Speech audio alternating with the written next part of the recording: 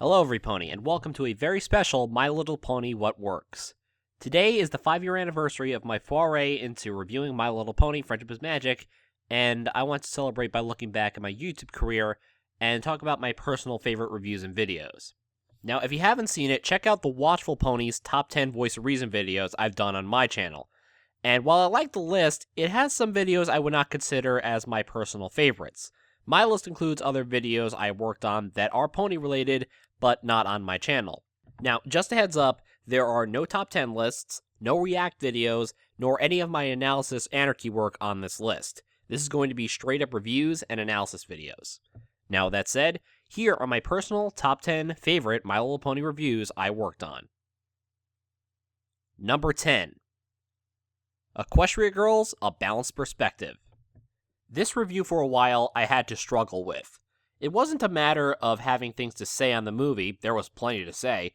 My problem was trying to find someone I knew who genuinely loved the movie. Hell, it was an even more difficult time to find someone who was in the middle of the spectrum. Thankfully, Past Analysis and Toon Critic came in and they fit the bill perfectly. It is currently my longest review to date, and this review helped me start my ever-growing friendship with Toon Critic. Number 9. The Cutie Map. This is a favorite review of mine solely on the homage. When I first heard the title for this episode as well as the synopsis they gave, the first thing that clicked in my mind was, this belongs in an episode of The Twilight Zone. So I had my vector artist whip up a couple of poses of me as Rod Serling, had someone animate a Twilight Zone opening, and the rest is history. I think I pulled off a convincing Rod Serling performance. This will go down as one of my reviews that stands out among the others. Number 8. Putting Your Hoof Down and How It Could Have Worked. This was one project I wanted to take on for a while. As I mentioned in the review, Putting Your Hoof Down is one of the most divisive, if not the most divisive episode in the fandom. Almost everyone I knew either loved it or hated it, with no real middle ground. Heck, I'd say it's up there with Newbie Dash in terms of the love-hate relationship. When Josh Scorcher did his How to Fix Sonic 2006 video, I decided to use that format and put it to use with an episode of My Little Pony. As the saying goes, there are no bad ideas, just bad executions. And as I had shown in the video, that could have been accomplished with this Season 2 episode. Number 7. After the Fact Equestriate Games. Now, there's an interesting history behind this review. Now, Buck Brony and I had plans to review the episode in question as a Sports Center-like recap show. At the same time, I was inquiring Silver Quill about a potential collaboration on Inspiration Manifestation, which at the time he was already booked for Keyframe. As a counterproposal, he offered to work together on the Equestria Games episode. And then a thought occurred to me, a 3-person dynamic would work wonders for this episode review. Something along the lines of classic Monday Night Football of the 70s, or today's auto racing commentary. I asked Buck the next day, and he was on board after some convincing. Outside of my Cutie Map review, this has to be the most unique review in my repertoire.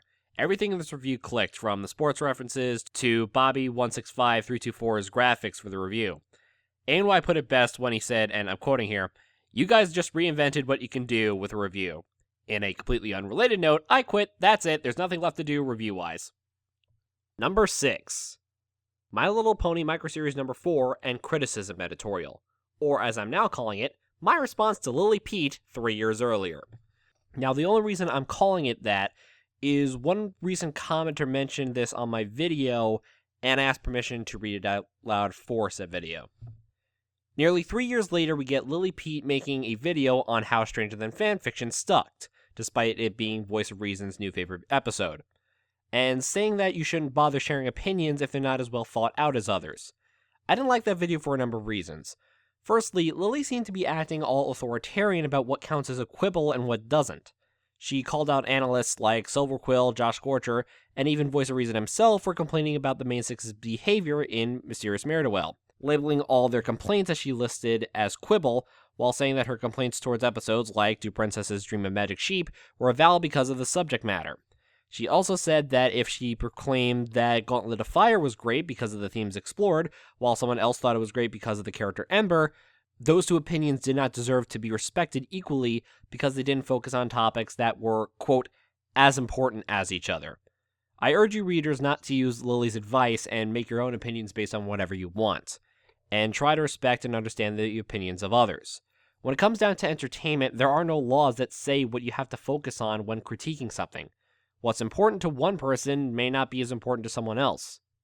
The fact that Lily is so obligatory about this with her level of finality comes across to me as if she's saying, don't bother sharing your opinion because only what someone who is the most articulate in their explanation thinks is important. In other words, herself.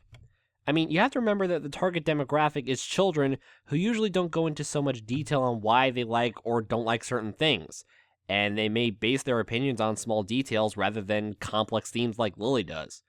For example, if Patton Oswalt's daughter said that she loves Stranger Than fan fiction because, quote, her daddy is a pony who becomes friends with Rainbow Dash, and Lily Pete went up to her and told her that her opinion was wrong and that episode sucked because Lily's reasons were far more thought out, other people would see that as completely disparaging.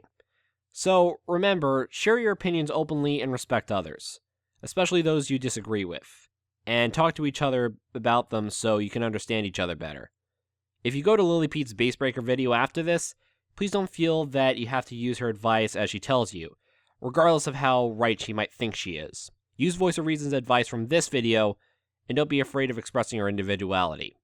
Honestly, I couldn't have said it better myself. Number 5. The Twilight's Kingdom 2-parter. ANY and I are pretty much conjoined at the hip when it comes to big episode collaborations. Magical Mystery Cure, Slice of Life, and of course, Twilight's Kingdom. When it comes to comedic chemistry, we bring our A-game to the table, and it rivals Silver Quill and Josh Scorcher's comedic chemistry. This episode review is no exception.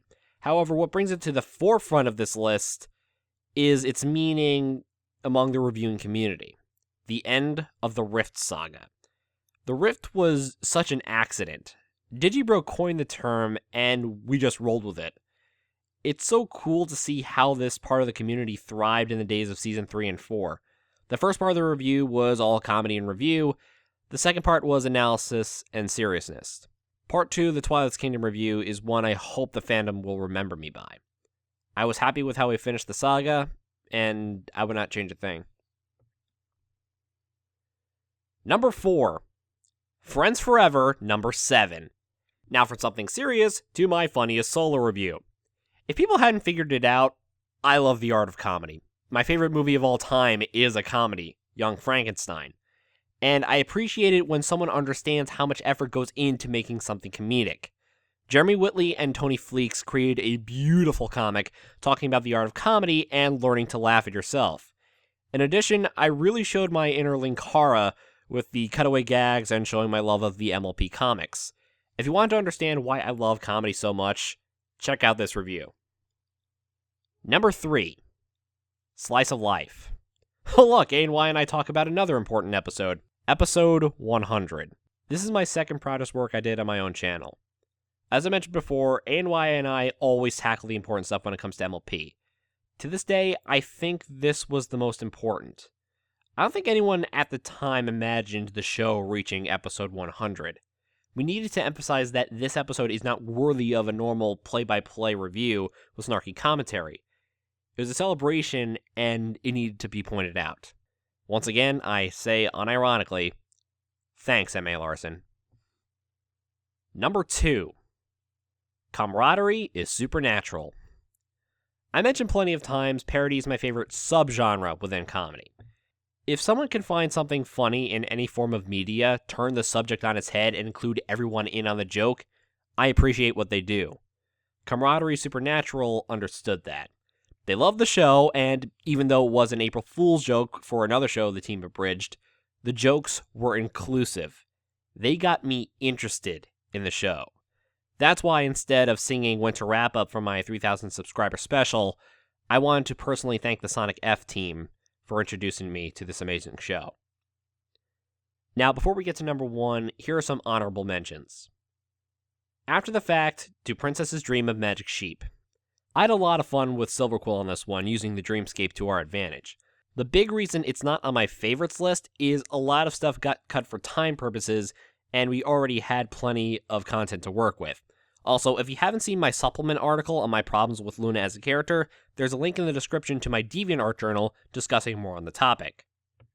Dragon Quest. If I extended this list to a top 11, this would be number 11. Debate is always tricky when it comes to polarizing episodes. Thankfully, Buck, Brony, and I were perfect for this one because we each brought valid points and we had so much fun debating. Castlemania. The review that made Horror Score a mainstay. Honestly, the thing I'm most proud of in this review is the intro sequence, incorporating Castlevania meets metal into the review. The main attraction. The unintentional start of the cartoon saga. Toon and I have been buddies since the first collaboration we did, and this review shows we have great collaborative chemistry. Number 1. Hearts and Hooves Day. Was there ever any doubt this was my favorite review? It had been my dream to collaborate with Josh Scorcher on something. Collaborative chemistry is a tricky thing.